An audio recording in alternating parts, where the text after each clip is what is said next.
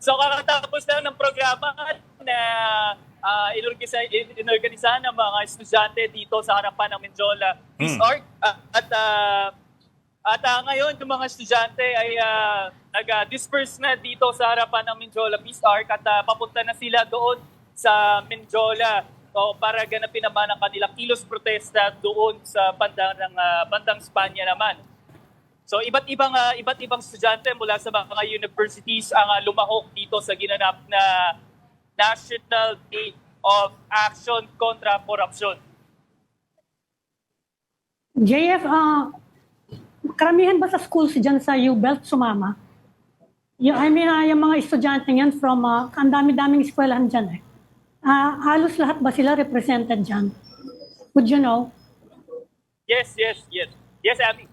Lahat ng mga universities mula sa UBEL, sa TAP, pati sa Intramuros ay well represented dito sa ginanap na kilos protesta ngayong araw na to.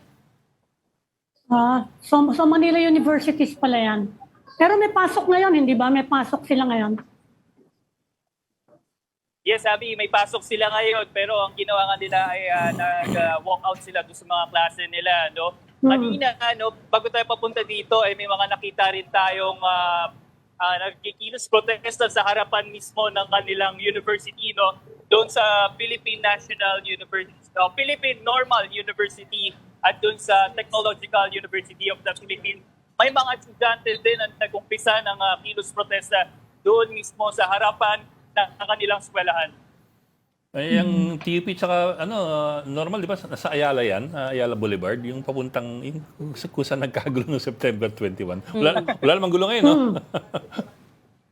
Yes po, napakapayapa ngayon. Talagang nakikinig lang sila sa mga mensahe at sa mga panawagan, nakikisigaw sila sa mga panawagan at sinisigaw nila ang problema na nakikita nila ngayon sa ating bansa, lalong-lalo na sa korupsyon.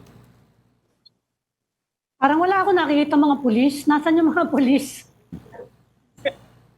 Abi, yung mga pulis kasi nandoon sa likod ng barikada.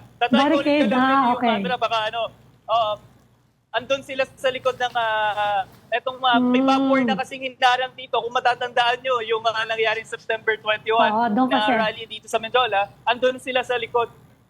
Tapos meron din doon banda sa gitna na mga nakabarikada ring mga pulis para naman i-assist yung daloy ng trapiko.